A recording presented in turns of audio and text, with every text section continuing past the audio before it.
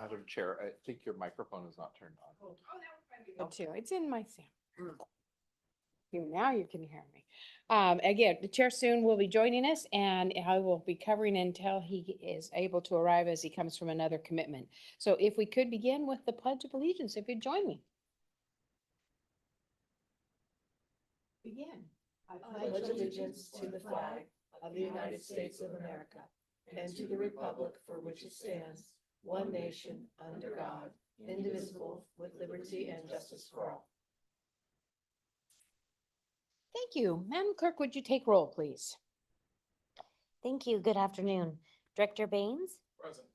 Bradford, Here. Dowden Calvillo, Present. Jennings, absent, Kennedy, absent, Lauren, Present. Sander, Present. Veerkamp, Here. Villegas, absent, Vice Chair Gallardo, Present. and Chair Soon is absent. We do have a quorum. Thank you. Next on our agenda is public communications. This is an opportunity for anyone from the public to speak on any item that is not on our agenda. And Madam Clerk, do we have any public comment cards this morning? There's no public comment. All right, thank you. And we'll move on. Next is disclosures. Is there any of the directors have anything that they'd like to disclose for any type of conflict? All right, seeing none, we're going to move on to our informational items, but we are going to flip-flop them just to keep you on your toes a little bit here. So we're going to start out with item number 3, which is implementing the 2025 blueprint plan. And James Corliss, our executive director, is going to lead us off. Chair Gallardo, thank you very much. Really appreciate everybody's engagement today. We got 3, I think, really important items, all information items, but really about the work that we do as SACOG, the regional plan that you all are about to adopt as the board. We're going to have a bit of an information item coming up on tolling and the Capital Area Regional Toll Authority. Because the board members from SACOG who are appointed to that toll authority are deep in the weeds on a lot of work, but it's important for the rest of you to know what's going on. And then we're going to wrap up this afternoon with a little bit of a refresher on the many hats that SACOG wears, the roles and responsibilities in the region. So as you said, we're taking this out of order. So we're going to talk a little bit about the blueprint plan, the long-range plan that, again, your staff's been working on and you all have been engaged for the last 3 years on our long-range plan. You remember this is our plan that we update every 4 or so years. We had a bit of an extension this time around, and we're very happy that we got that extension. But it is due for adoption in November. We're calling it the 2025 blueprint. It stretches out to the year 2050. And importantly, to remember, because we had an extension from the legislature, AB 350 was something that we worked on a couple of years ago. There won't be another major update of the region's long-range plan again to be adopted till 2031. So we actually find ourselves with a bit of a window. And if you also remember last year, you all as a board gave us direction not to pursue legislation to sort of put us on that cycle permanently, but rather do the big but important task of trying to change state policy so we can actually revisit the state's greenhouse gas law. All that is by way of saying you really don't have another major update till 2031. And so we have a somewhat unique runway and window in the next 5 years to actually have a plan that the region's worked really hard on. And all of your local governments have worked really hard on to influence and develop collaboratively. So now, what does it mean to implement that plan? So again, really with adoption this fall, from the years 2026 through 2030, we have an opportunity to really focus on making good on that plan. A couple of things that are different this time around to remind you, and Director Baines gave you a lot of credit for this because I sat down with you and your county executive, Steve Smith, a couple of years ago, and your question was, how does Sutter County show up in the plan? You know, show me how this regional plan, how it's relevant for our county. And we sort of took that back as staff and thought, that's an interesting idea. could each of the 28 cities and counties who are SACOG members actually literally show up in the plan? And so this long-range plan, we have developed working with all of your staff, basically a profile and a highlight of your local priorities, things that you need, your jurisdiction wants from a transportation, infrastructure, housing, economic development perspective that we're committing to you to help you with. You're going to need funding and help from the state government and the federal level. So every jurisdiction will have a highlight, literally a piece of the plan when you adopt it this fall. But also, what are the kinds of priority programs that this agency should focus on the next 5 years? And how do we truly prioritize? And I'm going to give you a little bit of a feedback we've heard already from some of the local cities and counties and special districts and transit agencies. And then how do we align with those partner agencies on implementation? An example from the last plan is a Green Means Go program. So in the 2020 plan, we adopted that plan, and there were a lot of questions about, hey, we need to build a lot more housing, but we also need to build housing sort of in our infill areas and all over the region in every single county. What does that look like? How do we actually make good on that? And that's where Green Means Go came from, right? So we took a step back. We put a big effort together across all 6 counties and all 22 cities. And that's just a good example of our ability to sort of focus on something and implement it in partnership with all of your cities and counties. We have 4 strategic priorities that we had in the last plan, in the board's strategic plan adopted in 2022, and again in this. So the 4 priority areas are vibrant and inclusive places, next generation mobility, enhancing and modernizing transportation revenue, and finally safe, equitable, and resilient infrastructure. So if we translate that over, and there is a chapter, it's actually required, but in every plan, the last plan, we have a chapter of the long range plan that outlines policies and actions to take. We will have the same in this upcoming plan. It was in the draft plan that was released for comment. And so here's again, some kinds of examples of these types of policies and actions around sort of vibrant, inclusive places. Obviously, Green Means Go, continuing that program and trying to figure out how we can get additional funding for your cities and counties. Next generation mobility, we are at a place where this board has talked quite a bit about, and many of you sit on transit agencies and their boards, so you know. We've got fiscal cliffs coming up for a lot of our operators, so we're staring down how do we make sure that our transit agencies are financially sustainable. You're going to hear today from Kathleen Aziz on your staff about the Capital Area Regional Tolling Authority and our efforts to stand that up as an independent agency, but one that is really intended to help implement our plan.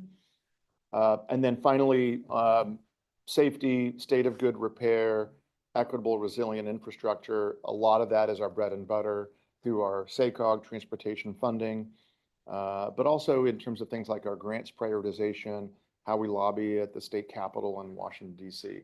So again, our strategic priorities kind of mapped over on this slide to the types of policies and actions that you're going to see in the final plan and that were already out for comment in the draft plan. I've just got a couple more of these slides and then would love to get some thoughts and discussion. So we spent a lot of time on developing this plan, and we often say we've done more outreach and engagement than we've really ever done in any prior plan, maybe since the 2004 blueprint 20 years ago. And so these are just highlights. This is not a comprehensive list, but in terms of what we've heard, right, either from a lot of our pop-up events, our polling, our focus groups, getting out and talking to every single one of your boards of supervisors and city councils, which we've now done twice in the last 3 years. The list on the left is really some of the big themes that we've heard.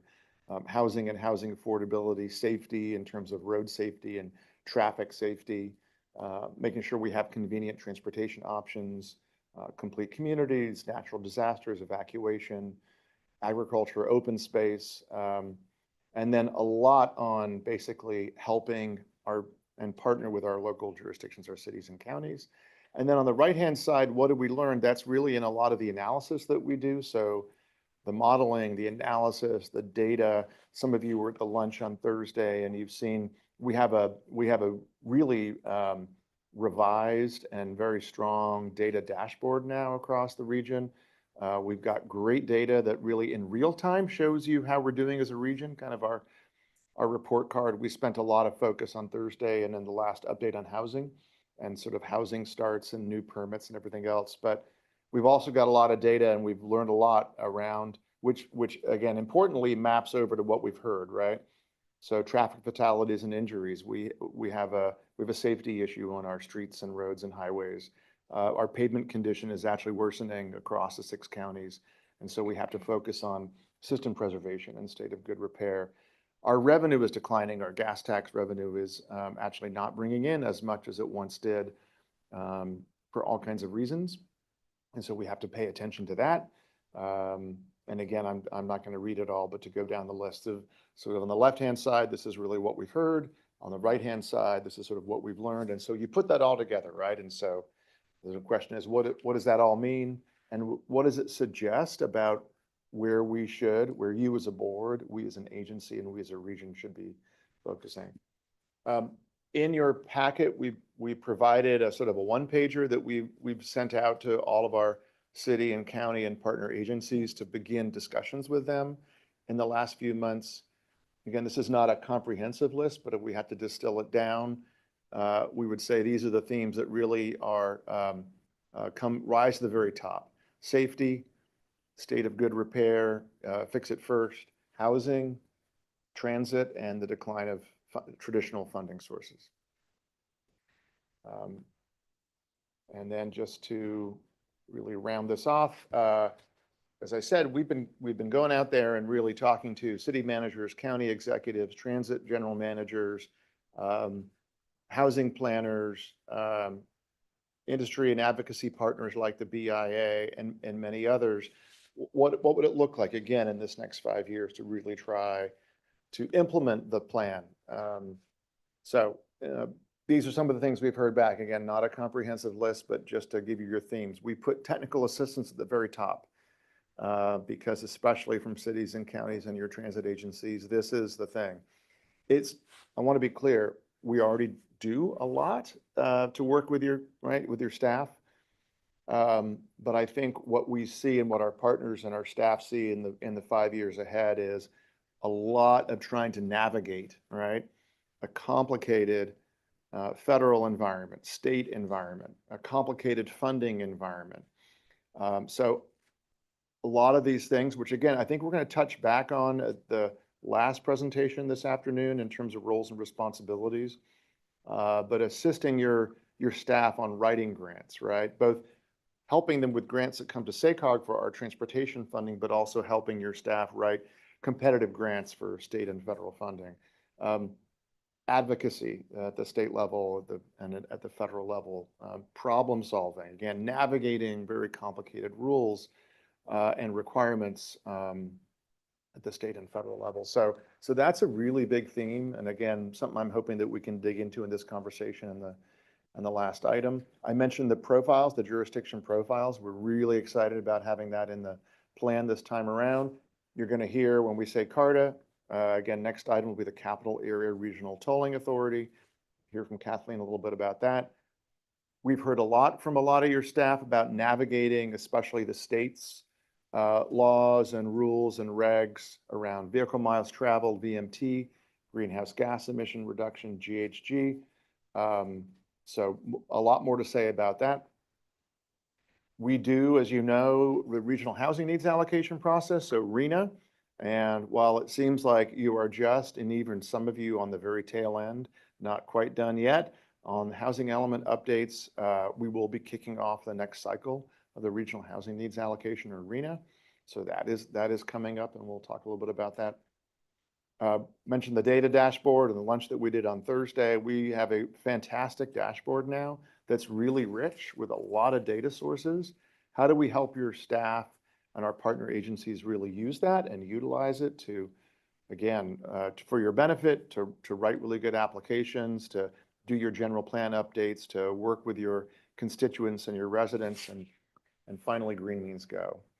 So that's a lot of the feedback we've heard. Oh, there you go. Yep.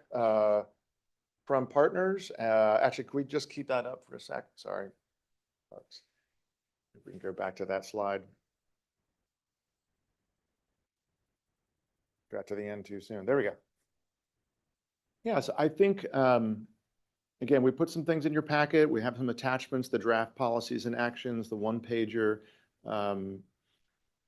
We'd love to get any thoughts and feedback you have. And just really, mostly today, we want to let you know, we've done a lot of work with your staff. We'll continue to do that. And as we head towards adoption of the long-range plan, the 2025 blueprint, we will be coming back to you and all of the staff, all of your staff, and really try to outline what the next 5 years looks like in terms of priorities.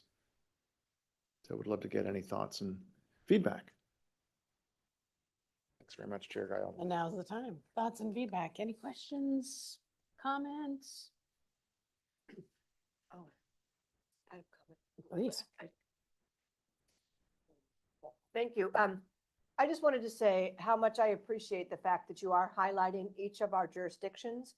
And Carm, great suggestion on that, because I think that that really also helps the buy-in, not just from the cities and the counties themselves, but all of the stakeholders, is seeing that we actually have something in there as well.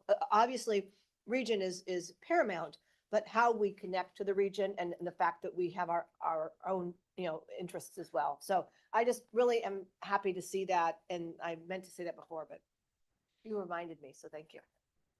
Yeah, thank you, Director Dowden-Cavillo. I mean, I'll refer to one of my meetings with your executives I had on Friday afternoon, and that person only been in their position for about 6 months, and so those highlights were developed before they got on board, and I was able to read back, like, here's, I think, what your priorities are, and he said, yep, absolutely, that's what we need help with, right? And our staff now knows that, so we have the narrative write-ups that'll be in the plan, but we've also converted that basically into a big old spreadsheet for every single jurisdiction. And so our team now knows too. So when we go out there and do our outreach and do our sort of our grants assistance, where we're coming up into the next big 6-county federal transportation funding round, we have a pretty good sense of, where your staff's looking and local priorities. It's incredibly helpful. And I was just gonna follow up on that. And that is also incredibly helpful too, because some of our jurisdictions are very small and we don't have the personnel or the breadth. And so, having that expertise assistance as well has been very appreciative. Well, and I think as Director Veerkamp we were just talking earlier, one size doesn't fit all. So it's really helpful to have that breakdown for very specific. And I mean, I think it'd be something interesting for all of us to see, because everybody is so different in this area. So much appreciated. Yeah. Any other thoughts? You look like you were thinking about it. Thank you. That's good. You're fixing it. All right. Well, that's a short conversation, but I think it's just something that's really meaningful for all of us. I especially, like you said, the customization of it to help us out is truly helpful. And I think we learned too from sitting, listening to, especially as you mentioned, that some of the really small jurisdictions, and I don't consider this really small, but it's just really helpful to have that expertise, because that's not what our team does. I feel it's very helpful. I'll just add, I think the conversation was short, as I think we all see the importance of things. The process has been iterative. I think the conversation was short because it's been an iterative process, and we all see the value in these particular things as we've worked through the blueprint process. And I certainly echo the comments about having the jurisdictional profile, and particularly the buy-in that will create, and also the ability for even all of us to look at a regional perspective of, here's what's important to this particular jurisdiction, and then, okay, how does that fit in with what's important as the region as a whole? So That's one of the benefits of doing the site visits that we've been doing. And that's something that as we each do those, it's a great opportunity for that site to kind of share with us, because that is one of the pieces I think sitting here, when we're looking to vote on things, it's helped so much to know something about that that jurisdiction in particular. So I think that's a great thing as we do those to make sure they address, here's our uniqueness, here's what's on our list. And again, just as an example, right, I think we know, the average tenure of a SACOG board member is now under 3 years. So notwithstanding the veterans that we have here around the table, but that's remarkable, right? So you're going to come back in January and we're going to have a kickoff board meeting for the calendar year. And we're going to give you a little bit of a sort of what's ahead. The following January, we're undoubtedly going to have some new board members that sit around this table. And undoubtedly the question will be, well, what's SACOG working on?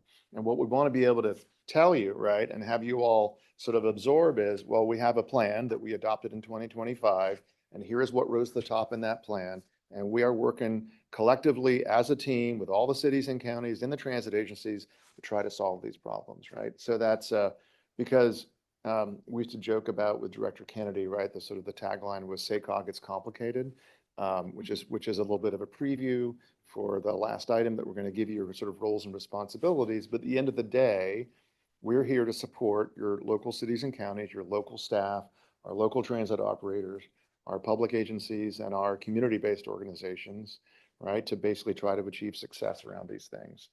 And so while it is complicated sometimes, we want to try to make it as clear as possible that we sort of have marching orders, right? And those come out of a plan, and those come out of 3 years of a lot of work, a lot of listening, and a lot of learning. So I do have something, Jill. Last year I was president of the NLC, and I think the most impactful thing we did last year, it was a multi-year effort, was to stand up a consultancy basically to help small jurisdictions apply for transportation funding.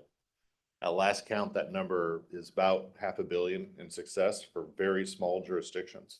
So these are towns, 10,000 and less, who have no shot at competing at the federal level.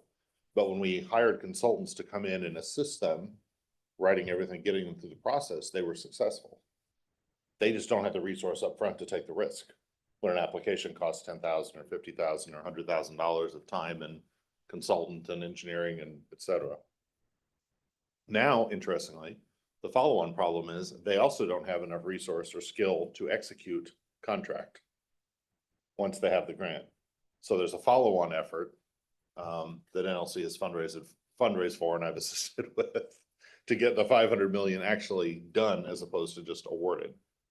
But in that is a lot of wisdom for MPOs, right? Where the small jurisdictions really suffer from how difficult these applications are and have to make decisions. Like my jurisdiction probably really doesn't have to decide too much about, we're going to apply for that one and not this one because we can't afford it. But a lot of jurisdictions do. And so the region as a whole misses out on potential grant winners as a result. And that's a great point, Director Sander. And again, it's a great preview in some ways to the last item on roles and responsibilities. Because I think part of what we're looking at as a 6-county region is an economy of scale and efficiency that we can help each other. We can help some of our smaller jurisdictions, and I'd even say some of our larger jurisdictions.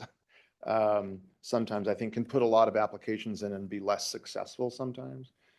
So I think that's a great sort of, again, a preview a bit for the last item. And in the context that we're in of this slide, that becomes ever more important. I mean, every one of those things has an impact on that discussion. Yeah. Are we all, maximizing the weight we can pull from outside? Yeah.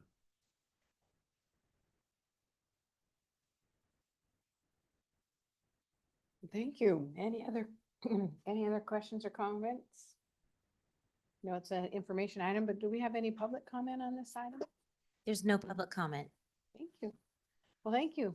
Covered it well. I think we're in a good place, and we get to call you again next up. It looks like you got backup. Excellent backup. Excellent backup. For our next item is our update on CARTA and our tolling, and I will turn it Sure, over to the Gail, two of you. I'll kick it off. You're Kathleen Aziz on our staff here. Obviously, we'll walk through this. I know that we have some appointments to the Capital Area Regional Toll Authority. Those of you in particular in Yolo County have been following this with great interest because of the Yolo 80 project that Kathleen will talk about. But we are standing up our first tolling project in the 6-county region. There's a lot in here I think that's really important because this is not a SACOG entity, but it has appointments from SACOG. And in many ways, when we talk about implementing our plan, and Director Sander and Director Veerkamp, if you may remember, again, the last plan, in addition to Green Means Go, the last plan, we brought in, I don't know, 3 or 4 speakers over a 2-year period to talk about tolling. And we actually, we modeled and actually incorporated toll lanes in our plan last time, which is the first time we've done that. Your team then got together after that plan was adopted and thought to ourselves, how are we going to make this happen? This is not going to just sort of like magically happen. We have to do a lot of things. We've got to lay the groundwork. We've got to stand up a tolling authority. And so that's really just a preview to make sure that you all begin to get briefed so that you understand the project in particular for YOLO 80, but frankly, the importance it has for the rest of the 6-county region. So with that, Kathleen. Oh, yeah. Thank you. Great introduction by James, but it's lovely to see all of you. I mostly present to Transportation Committee, but I'm Kathleen Aziz on the transportation team here at SACOG. And then on loan, I also lead our region's tolling work for the Capital Area Regional Tolling Authority, or CARTA. We're going to cover a lot of ground today. I'm going to keep it very high level, but there's a lot of depth into all of these topics that I'm happy to dive in to some extent here this afternoon, but also on follow-up or in future presentations. This is really just to give you all a sense as the leadership committee, what's been happening on tolling since we last really dug in at the SACOG board in early 2024 when we made CARTA. A lot's happened and there's a lot to cover. So we can get a better sense of how it would be helpful for staff to keep you updated and continue to bring those conversations on the SACOG side that are also happening on CARTA. So my presentation has 3 main sections. I'll talk a bit about the toll network that's in the draft soon to be final 2025 blueprint. So you all have a sense of what we're assuming moving forward here. Then for folks who need a refresher, I'll talk about how CARTA is structured and go over a lot of the toll policy decisions that the CARTA board has made over the course of this year and what that will mean for your constituents as sort of customers driving on this toll lane in 2028. And then from a staffing perspective, SACOG also loans staff to CARTA. So we'll talk a little bit about that current relationship and how that's transitioning. So you all have a sense of how the agency structures are working moving forward. So this map shows you the toll network that's in the draft 2025 blueprint. We also have a web map version. Happy to zoom in on any of it. But I think the main takeaway that you should have is that most of the highways in our urban core we see as being tolled between now and 2050. And there's a lot of reasons for this, but the 2 primary driving reasons, which you saw in James's presentation on implementing the blueprint, is that we have decreasing transportation revenue, right? And so while all of these toll corridors aren't necessarily going to print money for our region to reinvest elsewhere, they do maintain themselves. And that's a huge relief off of the highway maintenance account and make sure that we have a higher state of good repair and that the overall structure of these highway systems can work better, as well as it can generate excess revenue, which will be reinvested in the corridors on increased transit frequency or transit passes or bicycle and pedestrian infrastructure. So it provides our region with a local source of funding to be able to use as match or what have you over time. The second main reason is that toll lanes are much better at managing congestion. So our region's growing, that's no surprise to this group. And most of our highways are hemmed in by development. We can't keep widening out into existing communities. So we sort of have the right of way that we have, generally speaking, but we have more people who need to use it. And so we have to manage it better. And what we know is that like parking, when you price it and you alter the price depending on supply and demand, people make sort of more informed choices about when to travel, how many people to put into their vehicle, and you can overall get better use out of your existing system. And so really this network works best as a network. We're going to have to build it in individual segments. But what the 2025 blueprint shows us is that overall, when we build the whole network, folks don't have to pay as high a toll per mile, and they get better travel reliability despite the fact that our region is growing. So we have sort of, network-wide benefits once we get the system built out, but it's going to take us a good, 30 plus years to get there. There are, however, 3 projects that are under development right now that I want to flag for you all. The first is, of course, top of mind for everyone, which is the YOLO 80 Managed Lanes project. it was environmentally cleared for a larger extent than you see in this orange circle here. But that orange circle covers the phase one that's funded for construction.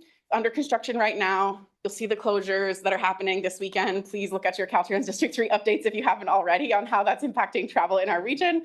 As a plug to anyone who's listening in. And so that project will stay under physical construction for the next year and a half, 2 years. And then there'll be a lot of toll testing. And so we expect to collect our first toll summer of 2028 on that facility. And so it'll be the whole causeway stretch between Davis and West Sacramento.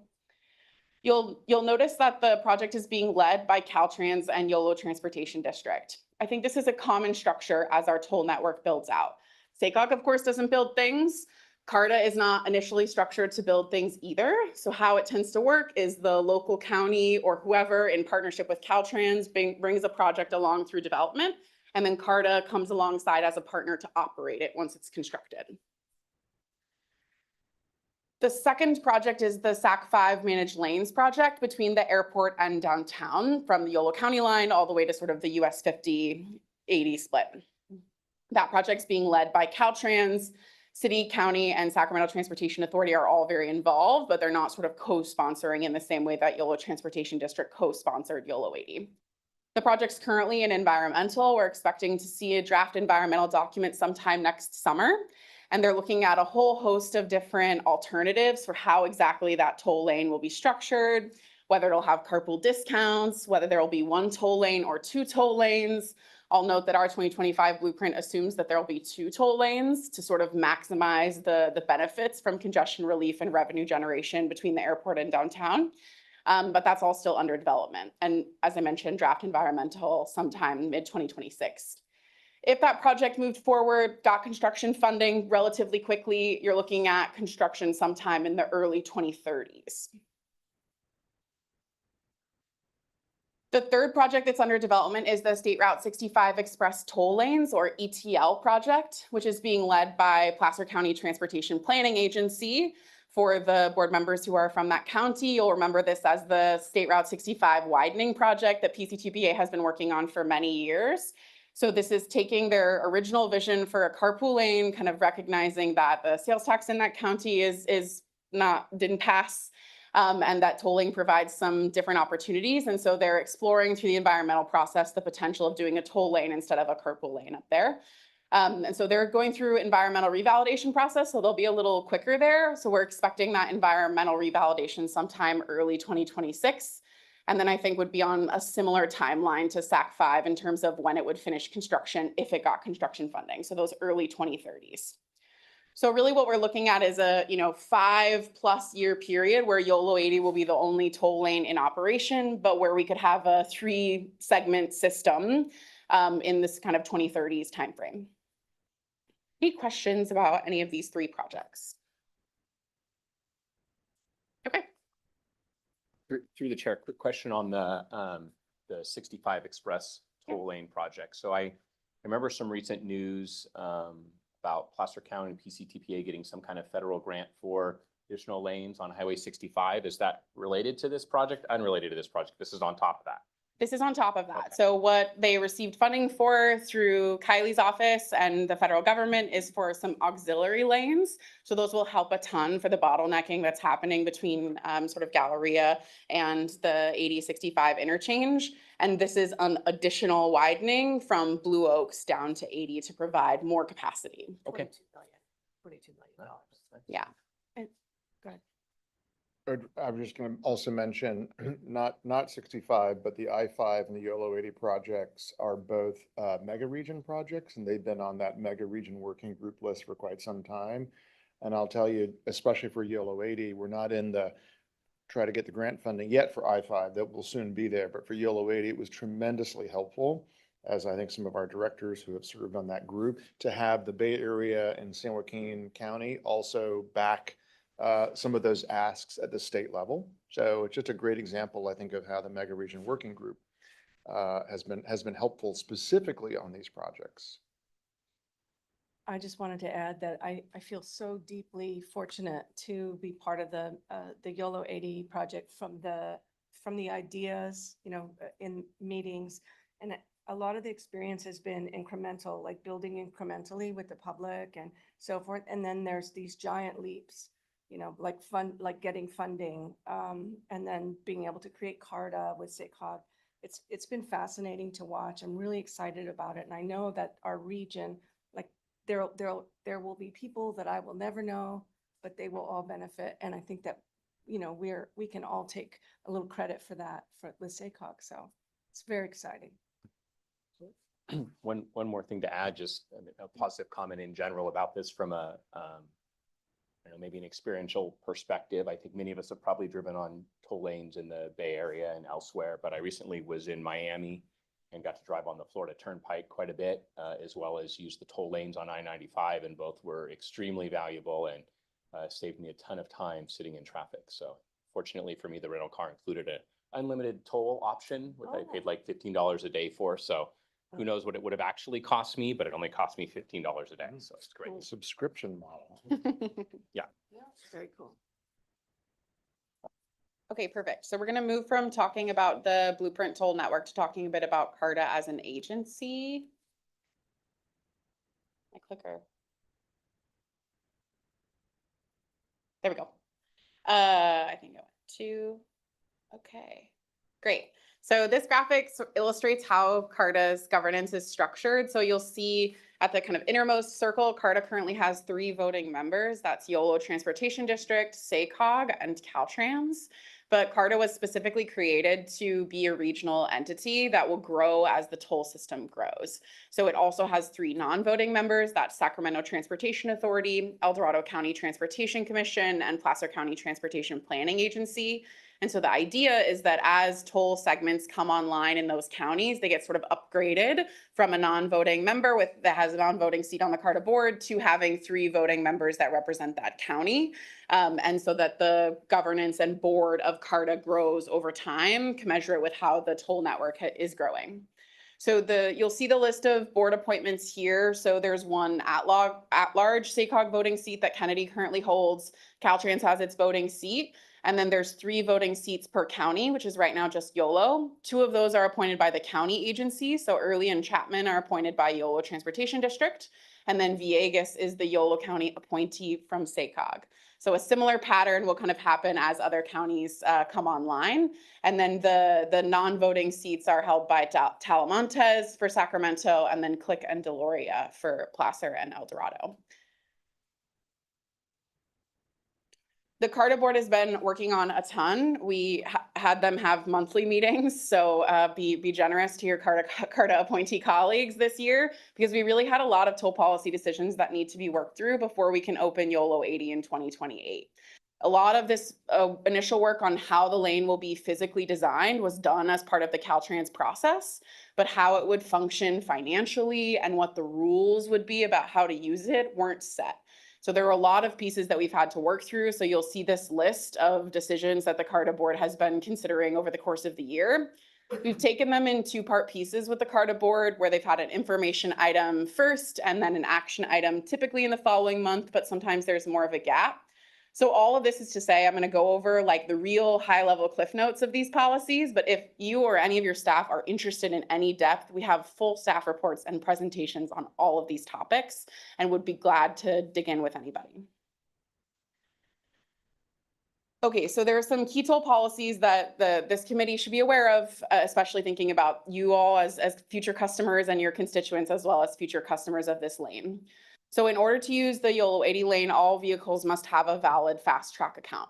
So that means that you have to have a transponder, and your transponder has to be connected to some kind of valid payment method. If you already have a valid Fast Track account because you use it to cross the Bay Bridges or to use the Bay Area Express lanes, that will work great. You will not have to do anything. You can simply use CARTA's lane when it opens. Everything will be fine. The CARTA YOLO 80 lane will operate 24/7. This is a big solution to a lot of the challenges that especially YOLO 80 has, right? We know that corridor 80 all the way up to Tahoe has huge seasonal swings, time of day, depends on how much snow falls. So it's not really a predictable corridor. And so having the lane operate 24/7 gives CARTA the flexibility to make sure it can manage congestion, even if congestion is occurring at unusual times. Now, just because the lane can operate 24/7 doesn't mean it has to. So it has this sort of like tolling and non-tolling mode. So in the middle of the night when no one's using the lane, it will like trigger into a non-tolling mode and there won't be a charge. It just gives CARTA the flexibility to operate any time. So if there randomly were congestion at 2 o'clock in the morning, CARTA would have the ability to manage that congestion with the lane. The prices will also change dynamically depending on demand. So this is supply and demand, right? The more folks that are trying to use the lane, the more the the more the price of the lane is, to try to get that to kind of balance out. And we're really trying to maintain 45 mph or better speeds in the toll lane. So that's what it's trying to optimize for. There are rules about how much the price can change in a single jump or how many seconds between how much it jumps. So there is some sort of guardrails there. And over time, what we find from other tolling authorities in other regions, that kind of levels out over time unless you're having an unusual event. So you tend to have relatively predictable, say, Friday afternoon toll prices or Tuesday morning toll prices that are pretty consistent once you have a sense of what your travel patterns are. Couple of more key toll policies. So because CARTA is on such an accelerated schedule to deliver YOLO 80 on time, and because it's just a one corridor system at this point, it didn't make sense for CARTA to build its own back office. At a 10,000-foot level, the back office is sort of the customer service financial account part of a tolling authority. So that's the people who kind of maintain, this is Director Dowden Calvillo's account. She used the toll at this time. Her credit card's expired, so I'm going to send her a letter. Like all of that is happened by the toll back office. So instead of CARTA building its own toll back office, it's leveraging an existing California back office. So this is a government to government agency partnership. And San Bernardino County kind of innovated this system before, so we're sort of on well-treaded ground here.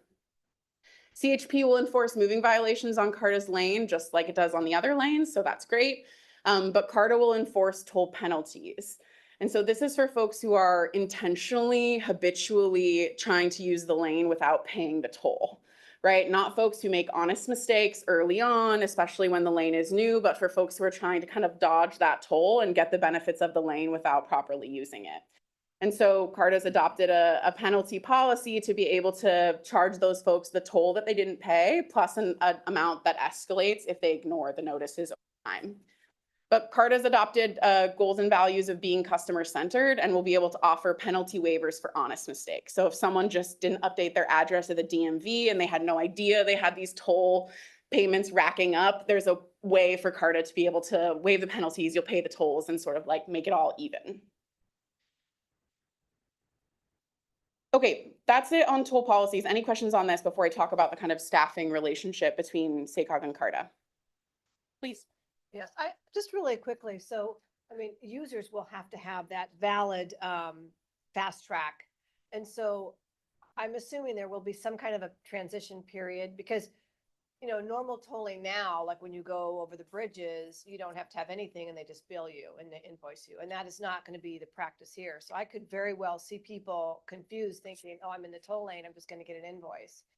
I noticed like in the Bay Area, they also charge you for different intervals. So maybe it's $2 from this street to this street, another 50 cents. And, that's very interesting. But I mean, yeah, I know you said that there will be some relaxed transition, but because I can see that being a problem for a while, just people not understanding that they have to have valid, the signs will be there, but Absolutely. So CARTA will do a pretty hopefully intense public education campaign in the kind of months leading up to opening YOLO 80. And we'll work really hard to get transponders into people's hands, right? And make it as easy as possible for them to get that transponder and get it set up to an account so that it's easy for folks to get there. But what we also know is that the vast majority of people will figure it out the first time they use the lane, right?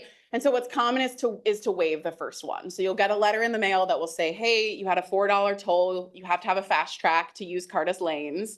So you can pay the $4 toll plus the $25 penalty, or you can sign up for a fast track account and we'll waive that $25 penalty. And so a lot of that is really useful kinds of techniques that we've learned from other tolling authorities to be able to increase, that's called toll tag penetration, how many people have your fast tracks. it seems like, and I appreciate that very much. And I'm sure that with automation, it will help things go faster. But I just see so many violations happening in the beginning. And, you know, I'm assuming everything will be automated. The computer's just gonna generate, because boy, that would be a lot of work for staff to. It is I mean, you're very gonna have to do some expensive. Quality control, but yeah, very expensive too. So- That's right. And so we'll be relying on a lot of you all and your colleagues who don't sit on the SACOG board to help get that word out to your constituents, Mm. right? To help pass out those social media posts and those information in your newsletters so that as many people as possible across the region, right? Because that's what we also know about YOLO 80 is that people from Sutter and Yuba counties also use YOLO 80 and people from El Dorado County also use YOLO 80, right? It's really a shared corridor. Well, and it's not just that local or Northern California traffic. There is a lot of tourists that use that, you know, may only drive it once or, you know, and so, and just, they're not gonna have a fast track. They're gonna get over thinking, oh, you know, who knows, but yeah. So, I mean, I think education definitely is important, but there's gonna be, like I said, maybe even having something at the airport or something might be beneficial for, you know, educational purposes. We agree. We've initiated some discussions with the airport to try to see what partnerships we can have. Similarly, we hope to do something with our major destinations, right? Our sports centers, other things that kind of attract folks who might be customers. And Director Down-Kavir, this is exactly why we wanted to bring this to you today, right? So if you think about, we've got the CARTA board and the SACOG appointments to the CARTA board. You're almost the next rung out, right? As the sort of strategic planning committee of SACOG. The full board is the next rung out. The rest of your boards and councils are the next rung out, right? And as Kathleen is saying, the clock is ticking. So we've got just under 3 years till we hope to open for revenue service on YOLO 80. So exactly that, we have to figure out, since we don't have any toll facilities in this region, no toll bridges, no toll lanes, not even fast track at the airport parking garages. That's a setup. So what can we need to, and again, this will be CARTA's responsibility, right? So it's an independent agency. Yep. And they will be going really big on public engagement, but you all are the other messengers that we want to try to get you up to speed, have you understand this, right? And then you can become the messengers in your own concentric circles because it's, I mean, the great news is we've got I-5, right? We have Placer 65, and I will tell you, we also have some of your other staff and your other agencies saying, hey, could this actually work in our jurisdiction and in our county? So we're going to see more of it. So that's the perfect setup and great questions about why it's so important to be out in front of basically getting to your constituents and all the people you know. Yeah. I think I would say most Thank- importantly, welcome to Chair Soon has joined us. Maybe you had another commitment, so welcome. Happy to have you here. Thank you, Vice Chair Gallardo. I just want to jump in on the airport segment because having just come from the airport, I would definitely appreciate us having a toll road out there eventually. I'm excited, to get the 80 going when it's ready, but it sounds like, I was listening on the way over, there's a few year gap that gives us the opportunity to do that education. So, and work out some kinks, if you will. I'm sure that will happen when the 80 opens up, so. One question, and I know that it's probably way too early, but so we all have our transponders for the Bay Area. Is it going to be the same? Do I need to have two? You don't need to have two. Any transponder account you have right now, even if maybe you moved up here from Southern California and you still have a transponder from down there, it will work. California state law requires all the tolling authorities to be interoperable. I think so. I just had it forever, but I swear I think I got it at Costco like Oh. a zillion years ago. Very they had common. 'em there, so yeah. That was just gonna follow up on, because I don't even know, like, where you get those, if you order them, Yeah. So that's another thing, is just where you buy your And But that that's back transport. I'm office pretty sure agency, that's where I got mine. the back office agency that we'll be partnering with, they will help with that. They will also have cash payment locations where people can go and load cash if they don't have a credit card account, or there'll be lots of options for people to get them in the area. Yeah, because I mean, a lot of people don't, like I said, don't have them. I don't Yeah. have one. My husband has So through the chair, just clarification on that, is it, you have to have just the fast track account or the account and the transponder? Because I know some of the Bay Area stuff, you can just, if you have the account, you're good, I think even with the toll lanes. CARTA requires a transponder. Okay. So, yeah, and the reason for that is because the accuracy and the cost per transaction of a transponder versus taking a picture of a car and trying to read a license plate and then match that to an account, it's just much more efficient to use the transponder. Okay. I think you're right, though. because I always pull it out and put it up. And I think one time I didn't, and I did just see a deduction. When you get an email, Yeah. just every so often, I think it's $25. And if you get within that, then it reloads automatically. That's right. Thank Okay. you. Let's talk a bit about the relationship between the two agencies from a staffing perspective. So there are three real kind of parts of CARTA. So there's actual CARTA as an agency, the administration, which SACOG is currently doing for CARTA. Then, of course, as I previously mentioned, CARTA has voting members. That's SACOG, YOLO TD, and Caltrans. And then there's also this technical advisory group, which is the executive directors of these agencies who meet prior to each CARTA board meeting and really try to build that regional consensus for what CARTA is working on and really work out any of the kinks before something comes before the CARTA board.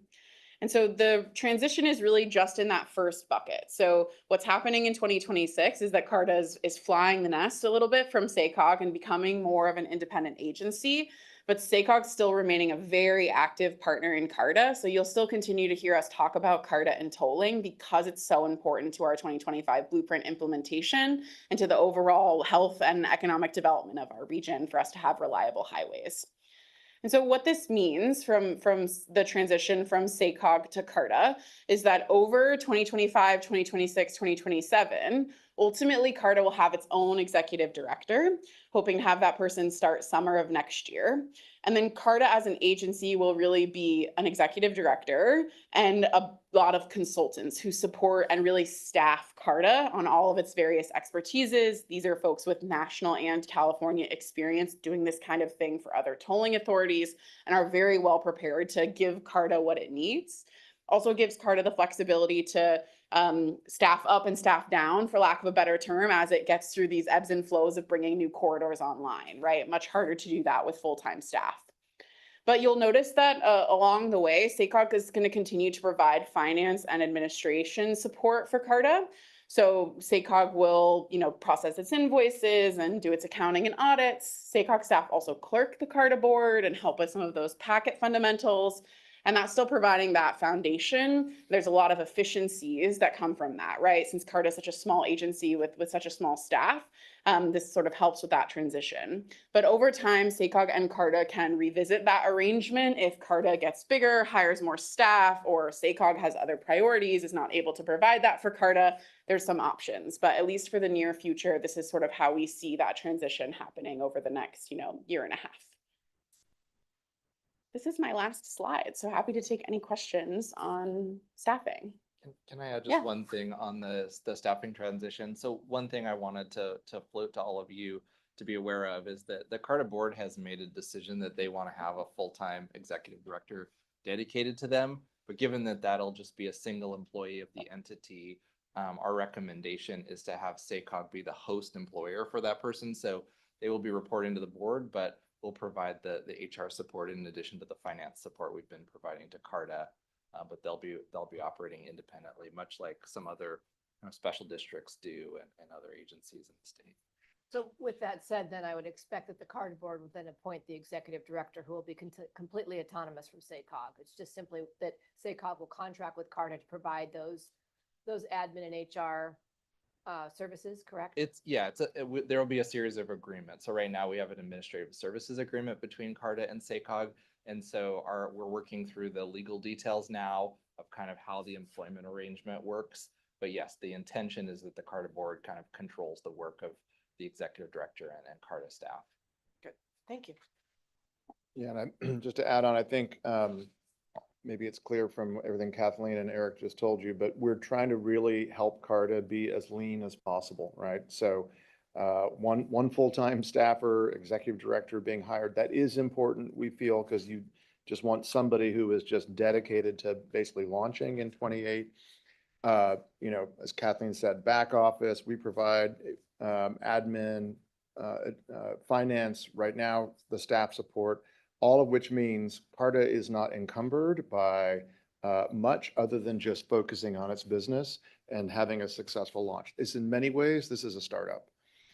And I also want to say, I think you all have made really important decisions. If you remember, we've now provided, the SACOG board has provided 2 loans to CARTA, 1.3 for 2.6 million. That is not going to cover all the operating costs through 28 or 29, right? So you're making a bet, you're making an investment, not a bet, an investment. It's a very good bet. But we're also now working very hard to get other agencies on the corridor to also step up and provide similar loans. So this is not just SACOG. I think the board has made that pretty clear. You want other partners to come in, all of which will be paid back by future revenue, right? So we don't get to do a lot of enterprise operations like this in transportation. We don't really have ratepayers. So this is a really important one that if we can get enough investors essentially for this startup agency, right? It's a huge investment in the future of the freeway network, of the toll lanes, right? And as Kathleen said, kind of the region's economy. So we wanted to put all that kind of in context for you today to have you sort of understand. And we went up to Seattle earlier this summer, met with the Washington State DOT tolling folks, and I think even there, Chair Stuen was with us and said, you know, the rest of the SACOG board needs to understand what's happening. So wanted to come back in front of you today. Yeah, Give I you was that actually update. gonna just ask, James, have we, at subsequent Carter board meetings, were you able to leverage what we learned from Washington, or is it completely different?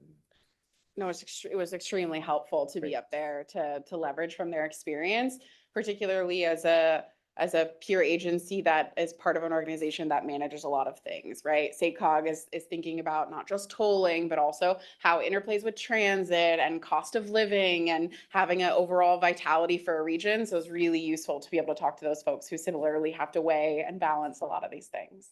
Great to hear. Thank you. I know it's an information item. Any public comment on this item? There's no public comment. Perfect. Chair Stuen, since you have joined us, we flip-flopped our agenda, so we've done item 3 and 2, and so our last one is our information item on SACOG's roles and responsibilities.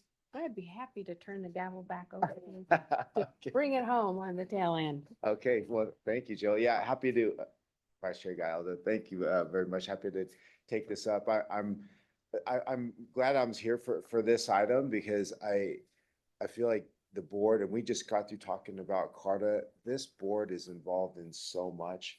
And so and I think I heard you earlier, James, talk about the average tenure of SACOG board members. So I think this is a great opportunity to start with us for a one-stop shop overview, bring it all together.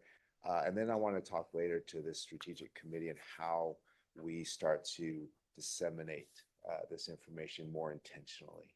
So, James. Yeah. Thank you, Chair Stuen. And I just echo that, which is we want to run through this today really kind of as a 101 on SACOG and what we do. And we're really looking for you kind of almost as the preliminary feedback. So kick the tires, tell us what you think. Because as we were saying, I think a little bit earlier, sort of sometimes we joke, you know, our motto is SACOG, it's complicated. And it is, right? And we know that a lot of the things that we bring you as board members and the packets we give you and the technicalities of things and all the details and all the state mandates and the federal mandates and things we comply with. I also think, by the way, as I start this, I think we need to actually do a better job of explaining what we do and simplifying it, right? Many folks will refer to us, and we understand why, as well, you're a transportation agency, right? And the answer is yes, and there's a lot more we do in addition just to provide transportation funding, right? We actually help, again, your staff and our partner agencies actually deliver projects. We don't often talk about that. We don't often talk about exactly how we play that role, but it's an important one. So with that, get into the presentation here. A similar thing where it's not really moving. No. There we go. Okay. If you remember, the board actually went through a strategic planning exercise in 2022, and we updated our mission statement and our vision and a little bit of sort of what we do, our strategic priorities that I touched on in the first presentation on the blueprint implementation. And we're continually trying to, it's like when my kid asked me what I actually do for work, you know, and you have to give a very succinct, simple answer. So here's sort of what we do. and I think this is I think on the left-hand side, actually, it's a really important part of what we do, right? We convene, we connect, we engage, and we plan. That I think is echoed through your comments on the offsite board meetings and getting to know the region, right? Doing the peer region tours and everything else. And then a lot of our other work is around then taking all of that information and doing the analysis, right? And crunching the numbers and doing the cost benefit, which then leads to prioritization. Because so much of what you do here, and it is the hard work of what you do here, but is you prioritize. Because if we don't prioritize, we have a meaningless list of thousands of priorities, whether that's transportation projects or land use projects or federal grants we're going after, right? And then we advocate, and that is a very important part of what we do. And I think that's where we really can team up well. I'll just go back to CARTA and YOLO 80. It was a great combination with the YOLO Transportation District and Caltrans, because I think what we added to that mix to try to get that last 110 million from the state was really around advocacy, and not just the sort of the traditional lobbying advocacy, but telling our story, being in front of the right people, making sure people at the state level understood the importance of this project, getting the mega region working group to step up and endorse this, right? All of that, and then finally investing, which is all about the funding. Okay, so essentially, as we say here, one agency, many roles. You are first and foremost a council of governments, and you're governed by a JPA, Joint Powers Authority. In so being a council of governments, you have the important, not coincidence, but you are taking on other hats as well as a council of governments, and we'll walk through some of these next. The MPO, as we've talked quite a lot about, is the federal designation, the Metropolitan Planning Organization. As we get into the federal funding round coming up in the spring, and you're going to hear a lot about the federal funding, the reason that we have any federal funding at all is because we are the MPO for the 6 counties. We've heard a lot about the RTPA, the Regional Transportation Planning Agency, at the state level, and I'll talk a little bit more about this in the coming slides, and then the COG. I'm not going to touch a lot today on SAFE, but that's CVR SAFE. So that's the motorist aid responsibilities. You adjourn as the Transportation Committee, become CVR SAFE. And then finally, ALUC is the Airport Land Use Commission. Again, you don't hear a lot about that, but from time to time when that really becomes important, we do quite a bit of work as the ALUC, and you do quite a bit of work as that Airport Land Use Commission. One of the many benefits about wearing those multiple hats, even though it becomes harder to explain what we do, is we can basically do it all under one roof, and we can fulfill multiple overlapping mandates all at the same time. Again, I don't know that we tell that story very well, but that is a really big part, especially of being both an MPO and an RTPA. Okay, so Council of Governments, little history lesson here. We formed as SACOG, as the modern day SACOG in 1981. And in 2003, you really became the SACOG that you see around the table when every single jurisdiction joined the board of directors. You all established SACOG for multiple reasons, and it's actually good to go back. I don't have it for you today, but to read our JPA agreement. You set out basically to form SACOG as an entity to solve problems that were bigger than any one jurisdiction could solve on its own. To provide a forum for discussion and study of area-wide problems, and to do education and engagement and really build elected officials up in this region, right, to be a powerhouse. Along the way, we've taken on, and the state has given us other kinds of mandates. You really could put in the RHNA, Regional Housing Needs Allocation here. But also we've taken on voluntary initiatives like Green Means Go. I really see that as something that kind of came out of our long range plan, as we discussed earlier, to meet state requirements. But the bottom up nature of Green Means Go was really a COG initiative. Every single jurisdiction of the 28 supports Green Means Go. There's a lot else that we do as a COG, and I don't even have maybe even the space in this slide to describe it all. but we do data collection, the monitoring that we talked about, a lot of the data dashboard really comes through our COG functions, and then our advocacy as well. So I mentioned the MPO, and I think you're pretty familiar at this point. This is the 6 counties, that is the federal designation. It comes with it comes with lots of requirements and mandates and requirements, and we meet all those, I think, very effectively, including federal air quality rules. We do maintain a travel model. Again, I don't think we actually do a great job of telling you the benefits of this travel model, and frankly, the amount of investment we put into it. And that we even have a conference every year, every other year, every year, where other MPOs around the country come to us to learn about the travel model. Your local jurisdictions use this travel model. Some of your local developers use the travel model. Like it's remarkably helpful. And then again, as I mentioned, the RTPA is the 4 counties. So it's Sacramento, Yolo, Yuba Sutter, and as you well know by now, Placer has their own RTPA and El Dorado County has their own RTPA.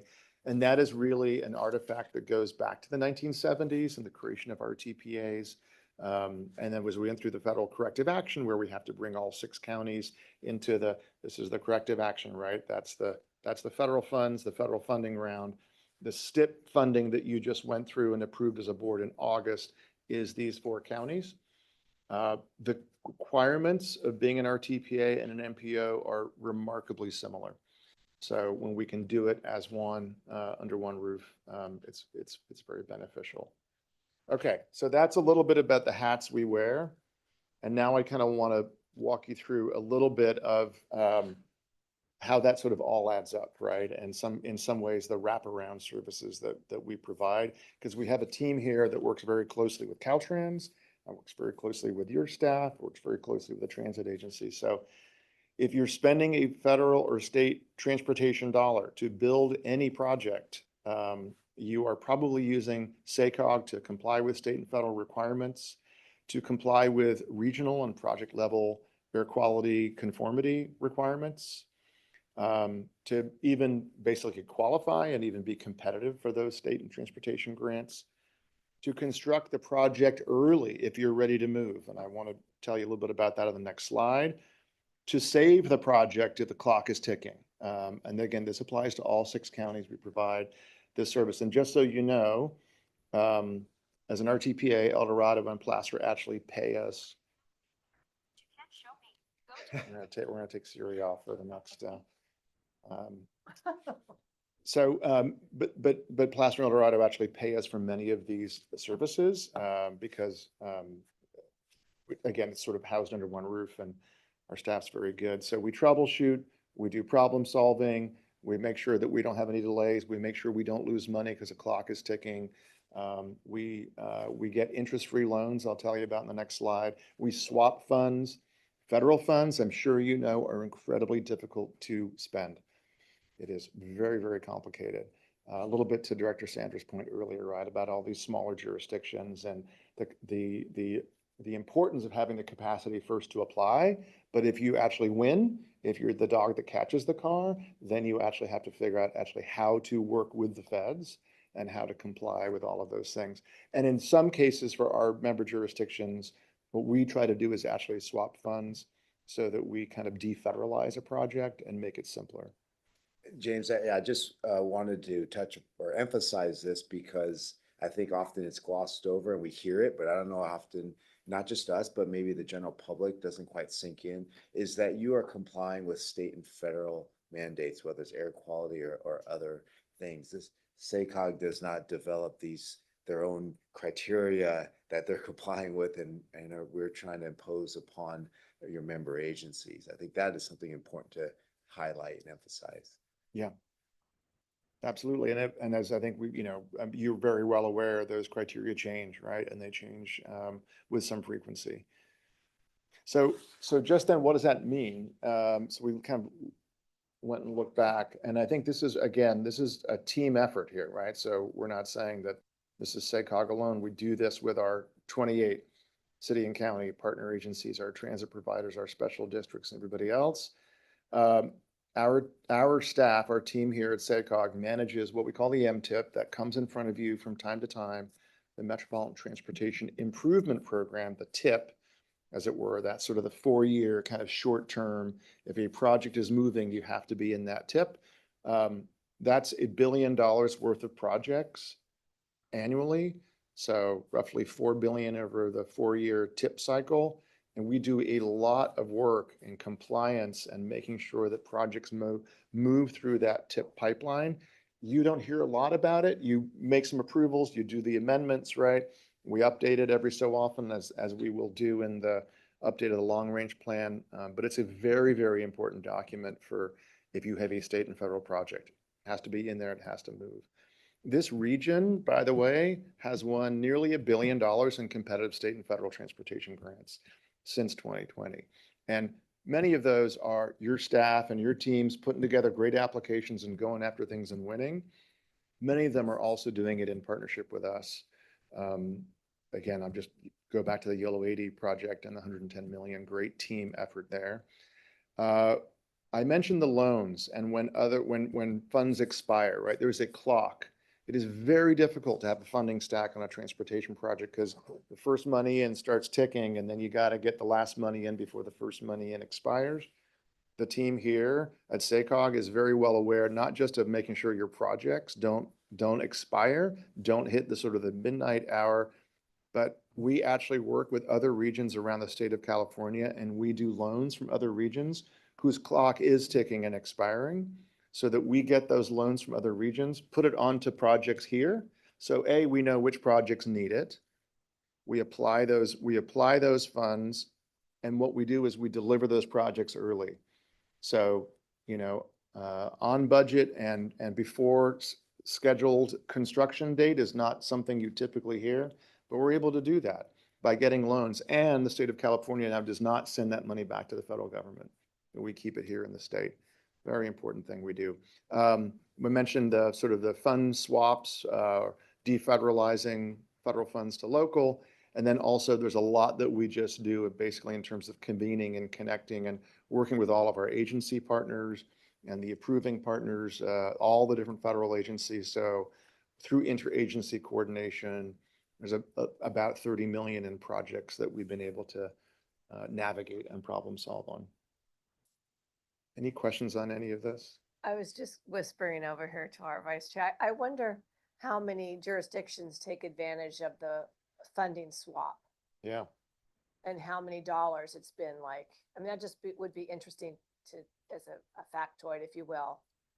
I'm assuming can it's absolutely probably get that most of to the you. We could small- pull that together. Yeah, Yeah. I'm assuming it's most of the smaller jurisdictions, but just how many and maybe what kind of dollars? No? It's not like small versus large. It's really all of them Okay. have done that at some point, but we can get the numbers and Yeah, follow up. I'd It's a good I'd question. be interested. That'd be interesting. Yeah, thank you. Thank you. And we got a couple of case studies here. If you, we just picked a few, but there's a couple in here, I think, that took advantage of some of the defederalizing or the swaps. Any other? Okay. All right. Just again, to kind of put it a little bit in perspective, because I also think when you adopt the SACOG budget, right, and this year's budget was over $40 million for an annual budget. The first thing to know is there's a lot of pass-through funds that come through. So for instance, Green Means Go, things that actually get passed through to your local jurisdictions. Green Means Go from the state level, also Green Means Go at the federal level. So you'll see things that hit the books on SACOG and you approve a budget that includes a lot of those pass-through grants. If you take those out, our annual budget is roughly 20 to 25 million. And then just to sort of put it in perspective, right? The next blue box down is the formula funds that we administer. There's a lot of funds that come through here. On these formula funds that are administered, we typically, again, don't make a big deal out of these. You'll see them on consent, but they come through SACOG. We manage them and we get them out to all of the agencies in the region. There's the discretionary awards, which are typically the SACOG funding round.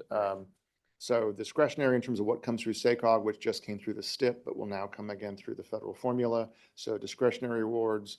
You remember if we put it in here, the sort of 900+ million that the region really won, and we played a role in a lot of those applications. And then finally the tip, right? The $1 billion a year. So trying to sort of put our operating budget a little bit in context of what we are trying to do to help all of you, right? And all of our partners deliver projects, get funds in a timely way, ensure there's compliance, right? Ensure there aren't problems, and minimize the red tape. Okay, I think you all know this, and again, this is intended to kind of be a 101 for SACOG, so maybe I'm gonna run through some of these a little quickly. At this point, you're quite familiar with the MTP-SES, the upcoming long-range plan. The thing that we've really been talking quite a bit about this morning or this afternoon is actually what we call programming and project delivery. Again, it's the kind of the side of the house at SACOG that we don't really bring to you until you have the big amendments and you have to make some decisions. But it is a really important part of how we actually make sure that our projects get built, get constructed, and don't run into hurdles and red tape and delays. Obviously our regional transportation funding programs, we just finished the STIP, completely revised, as you know. I'm going to keep on saying this. The board spent 2 years with all of our public works directors and planning directors and staff and transit agencies to revise first the STIP round, which you just adopted in August, and now we're kicking off the federal 6-county federal transportation funding round, which will come again in the spring, really with a call for projects. And I think, as maybe you heard as we went through the STIP round, our staff does a lot of engagement and outreach with your staff, right? Because the sort of the name of the game is, how do we help your staff write a competitive application? Because that's not just good in terms of writing it for SACOG, it's good of writing it for all the funding entities, state and federal. We mentioned RENA. That's a big deal. It's a big part of what we do, and we're going to be kicking that up again, cycle 7, starting really in 2026. The Green Means Go program, again, I think an excellent example of we came together as a region, as a COG, as cities and counties, and said, all right, we have to do something to tackle this problem. And I'm really proud, and I hope you are too, of what we've been able to do. It is not nearly enough. We've got 56 million now that we've been awarded as a region from state level and the federal level. That is in some ways a drop in the bucket. But also, if you paid attention, our new housing data that we released just last week or 2 weeks ago actually shows a huge uptick in housing construction, a huge uptick in attached and multifamily housing, and a huge uptick in housing that's been built in green zones. And that is the definition in my mind of the partner effort with local governments, the private sector, SACOG, right, working together. The Green Means Go is a great example of that. Okay, I just want to close, and I'm wrapping up here with just a couple of case studies. There's many of these that we could put together. We just asked our staff to pull some good examples of where we see those individual sort of slides and services kind of begin to aggregate, right, to be able to deliver a project. So this is Auburn Boulevard and Citrus Heights. Citrus Heights in multiple funding rounds has received funding from SACOG for complete streets improvements down Auburn. I don't know if you've been down Auburn, but definitely a corridor in need of some investment. This is one where our staff was able to secure loans from other regions in California and advance construction by 3 years. So we're delivering projects early, and as you know, time is money, especially in this construction environment. So that's a really big deal. We were also able to bring through our technical assistance some economic development consultants looking at near-term activation rate, because once you do this investment with the streets, you're also looking for some of those development opportunities, right? And the housing sites, the commercial sites, the retail, et cetera. And now we're trying to also execute a fund swap, one of those fund swaps we talked about earlier, so that we can actually make it a little bit easier to build this in Citrus Heights. So that's one good example. Franklin Boulevard here in the city of Sacramento. Another, in terms of the historical record on this and going all the way back to 2016. Often these start as planning grants, right? So these start as like relatively small in the transportation world. planning grants. In this case, it was 400,000 to look at streetscape improvements, which then led to the city of Sacramento kicking off a master plan for the entirety of Franklin Boulevard and complete streets. And if you've driven down Franklin, if you go south down past Sutterville, you'll see sort of the deadly combination of a very wide road that has very little infrastructure, very little safe infrastructure, and a lot of pedestrian activity, and a lot of actually pretty vital businesses as well down the corridor. So starting in 2018, the city was able to win funding for the corridor, $3.5 million for phase 1 and right of way, then $1.8 million for phase 2 design. In 2021, we helped the city on a statewide active transportation or ATP application. It got the highest score in the state, was able to close its funding gap. I was just actually at the groundbreaking earlier this year or late last year, but it was fantastic how important this is for the community. And again, one where we're able to use some of the swaps and loans to keep the project moving and keep it on track. That's great to know because we're working on our ATP right now. Oh, yeah. Yeah. Yeah. It's one thing to win them. It's another thing to deliver them. Yeah. Again, I know one for Placer County here, we had a couple, the Dry Creek Greenway, right? This is another really important one, another one where we were able to get some loans and really accelerate this. And is this your ATP or maybe, oh, I know your ATP. It's Highway 49, I think. The ATP is just for the city of Auburn. Oh, it's the city? Yeah. Okay. Well, it's part of our general plan. I got you. That's Dry Creek. Here's Auburn. So Auburn Bowman, this is the Highway 49. I guess I was thinking about this. Yeah. This is where, again, we worked very closely with PCTPA and the Capital Corridor JPA to do a funding swap, advance $2 million here to cover cost increases for utility relocations. So this was an important one. I think we were sort of on the precipice here of potentially not having this project deliver. And again, our team was able to come in and with some of the relationships and partnerships, make sure that the project could stay on track. And then, of course, this is another important one, as you know, Director Dadenkaviyo for Green Means Go, and getting both the first cycle of what we call REAP 1 state funding, but also the Green Means Go planning as well for the area. And then just to wrap up, and again, just to give you a little bit, we want to just kind of give you a couple of case studies just to show you how these things kind of come together. Marysville and downtown Marysville, sort of a really important recipient of some of the funding that's come through SACOG in 2023 for the Downtown Safety and Walkability Enhancements Project. A really big one for Green Means Go in terms of upgrading utilities and infrastructure, an EEI Engage Empower Implement Award to the Chinatown Business Association. And then again, working very closely both with the city, but also Caltrans and local assistance to make sure that we don't lose those funds and we can obligate them in a timely way. So that's it.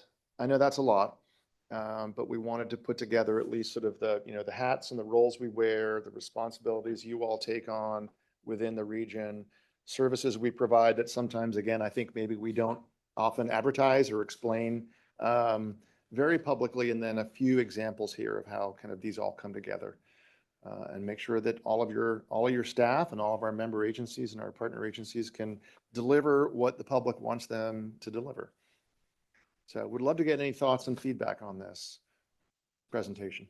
Thanks, James. Any feedback from all board members? Thoughts? I think this is a excellent summation of everything. I think too often we forego the greater explanation. I'm talking about us board members forego the greater explanation because there's a lot and there isn't often enough time to communicate, not just our residents, but sometimes our own fellow colleagues on our councils and boards that we serve on.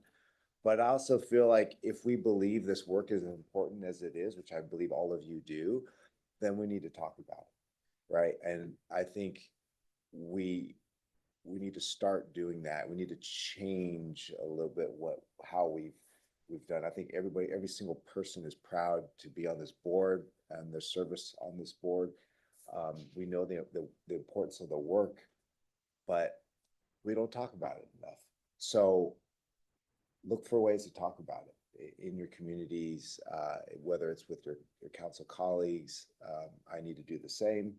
And let's start educating, folks about the work we do. I'm reminded when it was just earlier this year that we started getting the word out about what the blueprint wasn't, right? About that just because you're doing a development project doesn't mean that you are automatically in, but doesn't mean you are restricted from it or precluded from it. That when you go to construction or when you get to that point when you're ready, you will be in the plan. And I think those little nuances that gaps of understanding, I think are important for our partners and stakeholders in the community to be aware of. The state and federal regulations that we work to comply with. I go around, when I do talk about it, I go, well, it's air quality that's rules us all, right? And that's you'd be surprised how many people aren't thinking or aren't aware of that. So however we can help you, James, to get the word out about, because it shouldn't be you alone trying to talk about it. But we do appreciate how often you go around to all our communities and give these tours and speeches. So that is very much appreciated. Madam Chair, or, excuse me, That's okay. Mr. Chair. Boy, insert foot. I was just gonna say, James, that I think this is very well done, very descriptive and informative. And just going to what you're saying about, our role and responsibility in trying to educate those around us. I'm going to, once you give me the okay that this is ready to go, I'm going to share this on my Facebook page. I think that having a slide deck where people can kind of go through is sometimes easier than having a verbal presentation, especially at a council meeting or something like that, because you can look at it, digest it, write notes or what have you. So, but to me, this is very helpful. And so I'm, looking forward to being able to share that. I like having the examples and, just really giving that overall, because a lot of people don't know what SACOG is, and when you're a new Most incoming, people. huh? Most people. Yeah, yeah. I mean, when you're an incoming supervisor or council member, you don't know what it is for the most part. And so it's just another committee assignment and it's complicated. And, so just having something that we can even refer to ourselves is beneficial. So I appreciate that. I think it's important for us to have the refresher. There are several of us that have been around a while. I had a little bit of a break, but I was here back in 2003. And so I appreciate that, but I think it's well done and it's not so bogged down in details that you get lost. Yeah. So, because that also happens. Yeah. I want to thank our staff for putting a lot of work into this. So there's a lot of folks that sort of added a lot of all the detail here because they know it so well firsthand.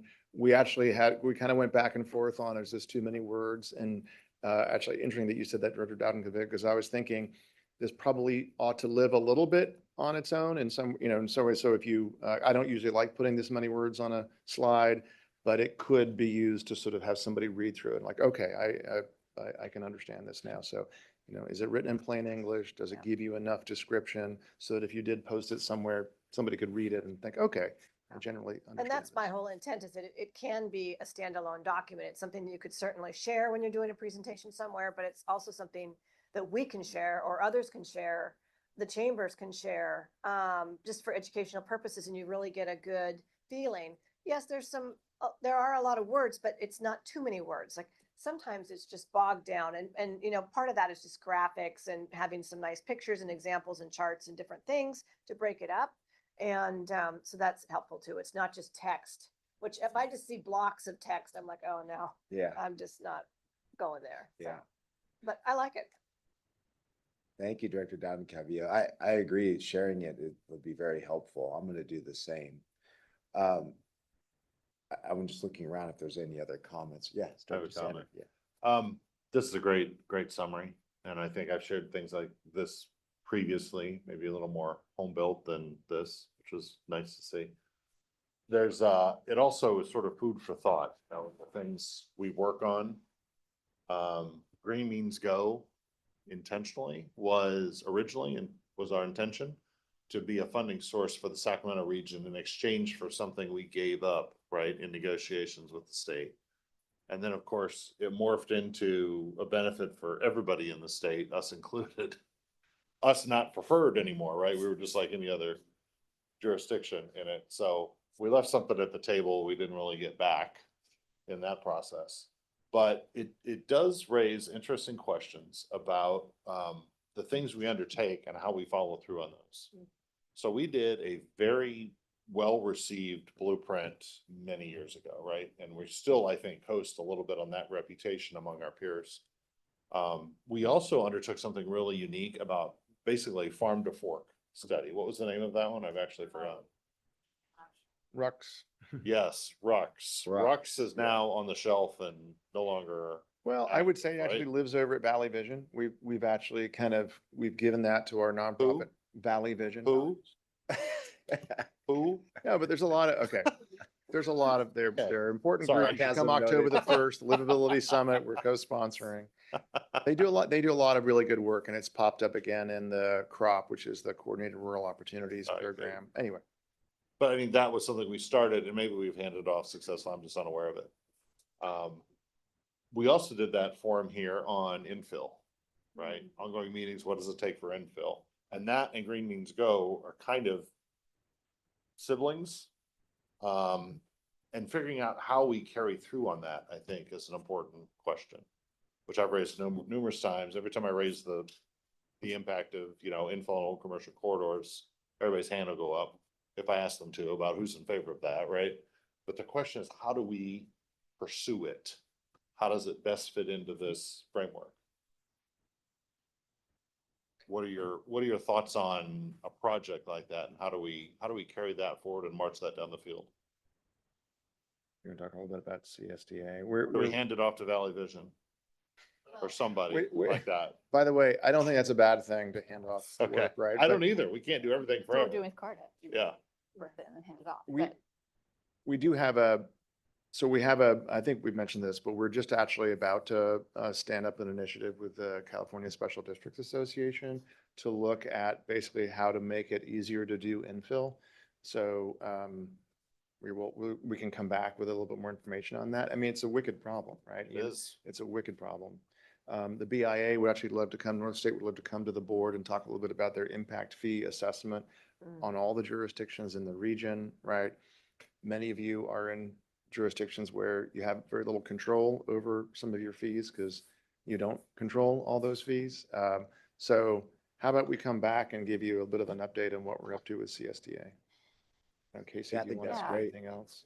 yeah, well, yes. And what I think we also might need to do is come back and give a briefing on where we're at with Green Means Go as we're thinking about it. The first tranche of funding is about to be gone at the end of June of 2026, actually, maybe towards the end of that year.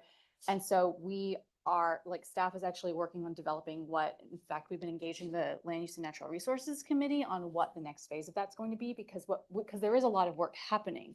It's maybe not coming to the full board, which is very good feedback for us to hear from you today. But one of those things that the Lunar Committee said, go forth and do some exploration, is as far as a funding source for this, if the state of California is going to be instituting a VMT mitigation bank, that's already a thing that's happening.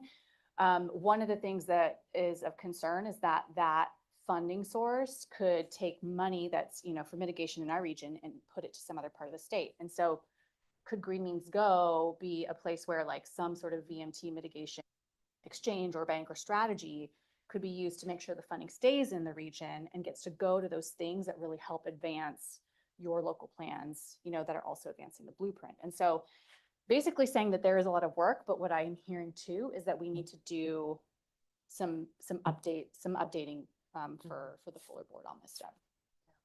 And one thing we're doing with regards to infill and Green Means Go is that we're doing form-based code for infill development, and that was funded through a Green Means Go grant. And so that we're hoping will actually stimulate some additional infill, because the CEQA docs, the plans are already done. And so half the battle is there as one by the time we get that done. So Yeah, we did that and then had to retreat from it because Yeah. developers just, it was just a wall. They would not even consider Really? working in a form-based code environment. Oh, Wow. wow. They didn't know what it meant. It was, there's no there there. They couldn't figure it out. Didn't fit the form in their mind. Is that still the case today? Don't know. That was probably 10 years ago. We pushed it. So, and you bring up a good point. I mean, first of all, let's run that to ground, right? But all those things that you touched upon, David, or Director Sander, for us, the strategic planning committee is the evolution of this board, right? The evolution of this board, we talked about, whether the funding rounds that we did for the local RPTA to changing federal laws, requiring RPTAs to be consistent with the MTP, all these little nuances that I think all of us are, as we go along, we know, we accept, but colleagues or previous people who haven't served, they may not be aware. So I go back, just touching back again on the education isn't just what we see today, but there's an evolution that I feel like has happened in the last several years that isn't necessarily given. It's not about due credit. It's about, again, dissemination of things that have transpired. So I just want to, highlight that and ask you to take mental note of that as you communicate with folks.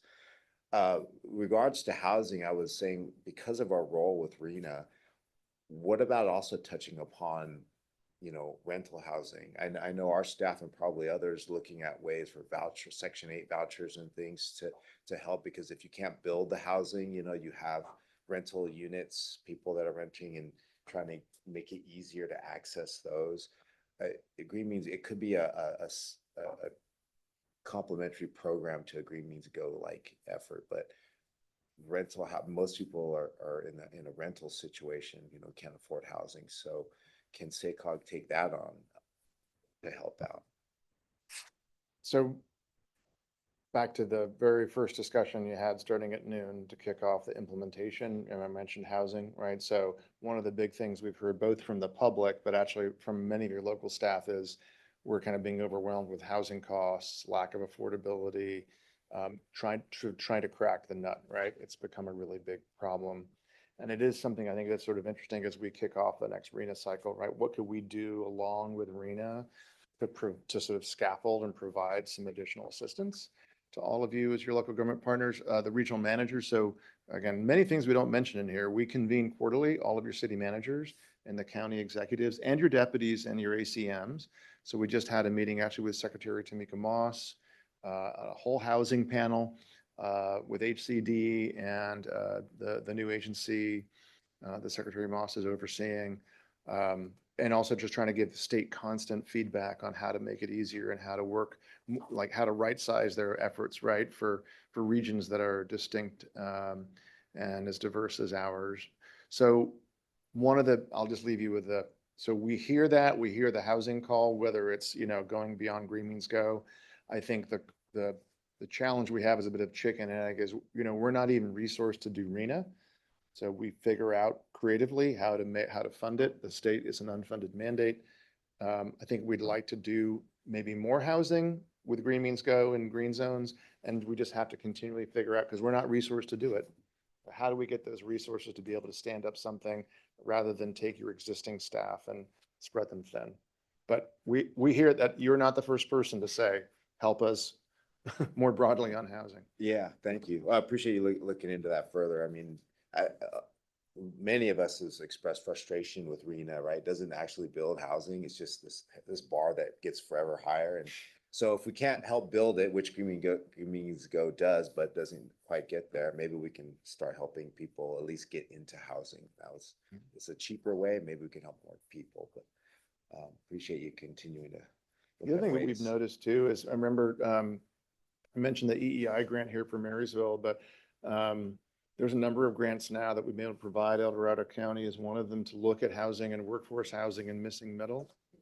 Many of the community foundations around the 6 counties are actually increasingly focused on housing in each of your individual counties and jurisdictions. So I think maybe in terms of the partnership, right, I think there's a lot more work happening, and even some philanthropic investment around the housing challenge.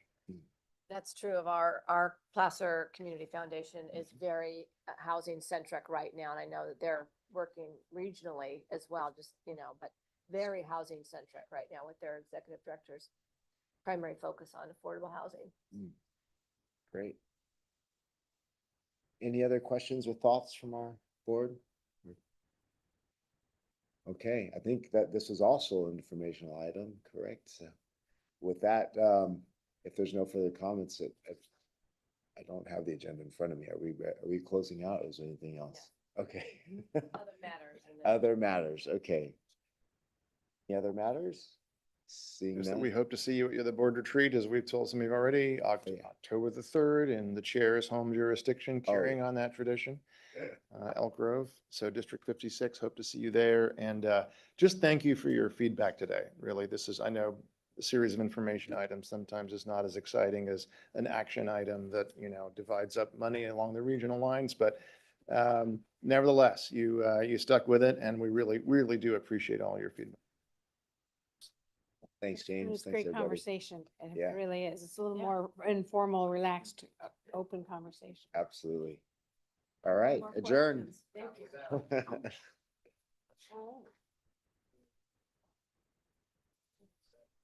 How's everybody doing? Good. Back from vacation. Come on, I'm dying to